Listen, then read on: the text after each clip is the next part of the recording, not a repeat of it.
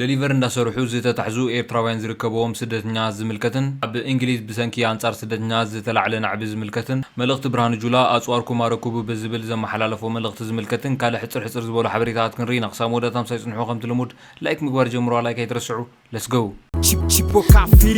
ኢትዮጵያን ሶማሊያ ኣብ ባሕራ ኣብ ዝካየድ ናይ ብዙሓት ሃገራት ናይ ባሕሪ ልእምድ ክትሳተፍ ዘቕረበቶ ሕቶ ተነጺጉ ዝብል ሓበሬታ እዩ ኢትዮጵያ ኣብ ቀረባ እዋን ኣብ ባሕሪ ሶማሊያ ኣብ ዝካየድ ናይ ብዙሓት ሃገራት ናይ ባሕሪ ልእምድ ክትሳተፍ ዘቕረበቶ ሕቶ ሶማሊያ ኣህጉራዊ ሕግን ልኡላውነትን ዝጥሕስ እዩ ብምባል ነጺጋቶ ኣላ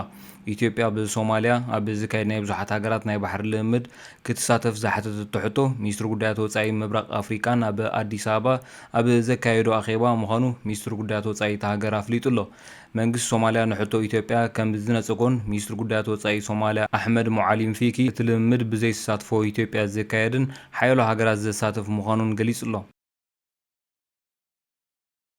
ናብ በቀል ሓበሬታ መልእኽቲ ብርሃኑ ጁላ ናብ መራሕቲ ሕወሓት ዝምልከት እዩ ሕቡእ መዳፍዓትኩምን ታንክታትኩምን ኣረክቡ ንብለኩም ኣለና ብምባል ብርሃኑ ጁላ ንመራሕቲ ሕወሓት መልእኽቲ ኣመሓላሊፉ ኣሎ እቲ ሓላፊ ስታፍ ኣብ ዘመሓላለፎ መልእኽቲ ኣብ ባይቶ መራሕቲ ሕወሓት ጊደፉ ተባሂልኩም ኢኹም ይትረፈኩም ተባሂልኩም ዝሓለፈ ኢትዮጵያን ሕወሓትን ጎዲኡ ቅድሚ ሕጂ ጊደፉ እንዳበልናኩም ንሰሜን እዚ ኣጥቂዕኩም ሽዑ መከራ ተኸቲልኩም ትግራይ ምስ ገደፍናልኩም እውን ደድሕረና መጺኹም መከራውን ተፈጢሩ ኣብ ሰሜን ሽዋ ናብ ትግራይ ምስኣተኹም ሕጂ ኣኽለኩም ናብ ምዝርራብ ተመለሱ ኢልናኩም ግን ኣብይኹም 12 ሰራዊት ሃኒጽኩም መሊስኩም ሳልሳይ ጌጋ ፈጺምኩም ኣለኹም ብምባል ኣብ ኢትዮጵያ ብዝሕጂ እዋን መዳፍዕን ታንክታትን ዘዓጠቐ ክልል የለን ታንክታትን መዳፍዕን ጸረ ነፈርትን ጠበንጃታትን ኣረክቡ ቅድሚ ሕጂ ዘረከብኩሞ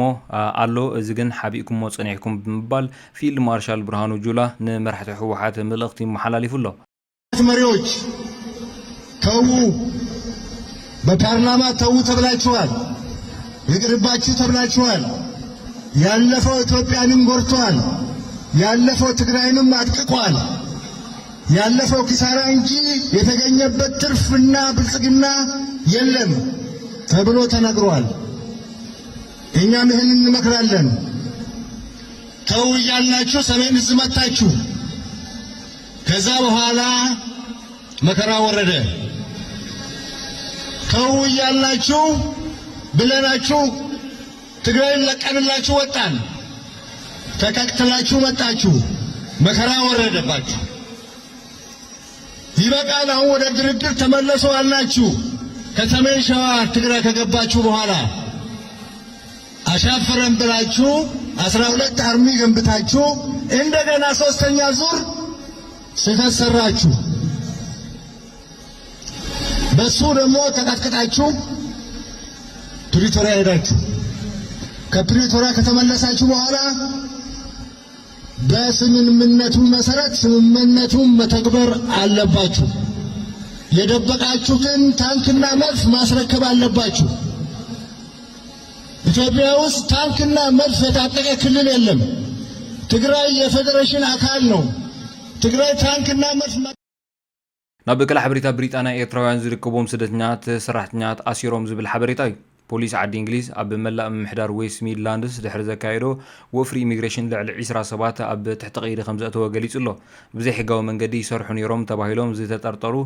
ኣብ በጻጽሕቲ ንብረት ወይ ዴሊቨሪ ኣብ በርሚንግሃም ኮቨንትሪን ሄርፎርድን ብዝርከቡ ፖሊስ ከም ዝተኣስሩ ቤት ጽሕፈት ውሽጣዊ ጉዳያት ሃገር ገሊጹ ኣሎ ፖሊስ ኣብ ዝርግሑ ምስልታት ኣብ መደበር ባቡር ኒው ስትሪት ክልተ ደቂ ተባዕትዮ ናይ ኤሌክትሪክ ብሽክለታ ተጠቂሞም ተባሂሉ ደው ኣብ ዝበሉሉ እዋን ኣብ ትሕቲ ቀይዲ ክእትዉ ዘርኢ ስእሊ እዮም ዘርጊሖም ዘለዉ እዚ ኣብ ጊዜያዊ ስራሕ ዝንቀሳቐሱ ሰነዳት ዘይብሎም ሰራሕተኛት ከምኡውን ኣብ ከም ምሕጻብ መካይንን ቦታታት ህንጻን እንዳ ጽፍርን ዝኣመሰሉ ቦታታት ማእሰርቲ ስደተኛት ኣብ ዝካየደሉ ዘሎ እዋን ዘጋጥም ዘሎ እዩ ነቲ ኣብ ዝሓለፈ ሰሙን ዝተኻየደ ናይ ክልተ መዓልቲ ስርሒት ድማ 21 ዜጋታት ዝተፈላለዩ ሃገራት ብዝተፈላለዩ ገበናት ኢሚግሬሽን ኣብ ትሕቲ ቀይዲ ከም ዘእተዉ መንግስቲ ወሲኹ ገሊጹ ኣሎ ካብዚኦም ካብ ኤርትራ ጊኒ ጣልያን ህንዲ ፓኪስታንን ቪየትናምን ባንግላዴሽን ዝመጹ ሰባት ይርከቦም ሓላፊ ጉዳያት ኢሚግሬሽን ዌስት ሚድላንድስ ማቲው ሮስተር ዘይሕጋዊ ስራሓት ንሕጋዊ ትካላት ንግድን ይጸሉ ተቃላዕቲ ሰባት ክምዝመዙ ይገብር ከም ዘለውን ሓቢሩ ኣሎ ብዘይሕጋዊ መንገዲ ሰሪሖም ወይ ድማ ዘይሕጋውያን ሰራሕተኛት ዝቆጽሩ ሕጊ ክጥሕሱ ዝመርጹ ሰባት ክትሓዙን ግቡእ መቕጻዕቲ ክወሃቦምን እዩ ብምባል እውን ገሊጹ ኣሎ ናብ ካልእ ምስ ተመሳሳሊ ኣብ እንግሊዝ ብሓደ ኢትዮጵያዊ ዝተፈፀመ ፆታዊ መጥቃዕቲ ናብ ተቃውሞ ወይ ከዓ ኣብ ኣንጻር ስደተኛታት ተቃውሞ ከም ዘስዓበ ኣብ ዝሓለፈ ውሕዳት መዓልትታት ጠቂስና ነርና። እዚ ተቃውሞ እዚ ከዓኒ ናብ ዝኸፍአ ናዕቢ ይኸይድ ከም ዘለዎ ተገሊጹ ኣሎ። ኣብ ዓዲ እንግሊዝ ግዛት ኤሴክስ ኣብ ኣፍ ደገ ሓተት ዕቑባ ንምጽናሕ ዘገልግሉ ሆቴል ኣብ ዝተኻየደ ተቃውሞ 6 ሰባት ኣብ ትሕቲ ቀይዲ ከም ዝኣተዉ ተገሊጹ ኣሎ። እቲ ኣብ ጥቓ ከባቢ ኤፒንግ ዝርከብ ቤል ሆቴል ብዝብል ዝፍለጥ ሆቴል ልዕሊ 1,000 ሰባት ዝተሳተፍሉ ሰልፊ ተቃውሞ ናብ ዕግርግር ዝተቀየረ ኮይኑ ጥርሙዝን ዝባራዕ ነገራትን ናብ መኪና ፖሊስ ክድርበዩ ተራእዩ ዘሎ። ወሃቢ ቃል ፖሊስ ኣብ ዝሃቦ መግለጺ እቲ ተቃውሞ ናብ ትርጉም ዘይብሉ ኣዕናዊ ኩናት ክዓቢ ምርኣይ ተስፋ ዘቑርፅ ምዃኑ ገሊጹ ኣሎ። እዚ ስርዓት ኣልቦነት ዝመልኦ ተቃውሞ ዝተበገሰ ዝሓለፈ ሰሙን ኣብ እታ ከተማ ፆታዊ መጥቃዕቲ ፈጺሙ ብምባል ዝተጠርጠረ ሓድሽ ገብረስላሴ ቅብኣቱ ዝተባሃለ ኢትዮጵያዊ ከም ዝኾነ ዝተነገረሉ ሓታት ዕቑባ ድሕሪ ምእሳሩ መኽሳሱን ስዒቡ እዩ ኣጋጢሙ ዘሎ። ገበናት ይኣክል ክንብል ከሎና ግን ንኹልናዩ ዝምልከት እንተላይ ንህዝቢ ኤፒንግ ብምባል ፖሊስ ወይ ካኒ ወሃቢ ቃል ፖሊስ ገሊጹ ኣሎ። ፖሊስ ኣብ ታሪቲ ተወሳኺ ገበን ወይ ፀረ ማሕበረሰባዊ ባህርያት ንምክልኻል ተቃውሞ ናይ ምብታን ትእዛዝ ዝፈቅድ ዓንቀጽ ኣዊጁ ኣሎ።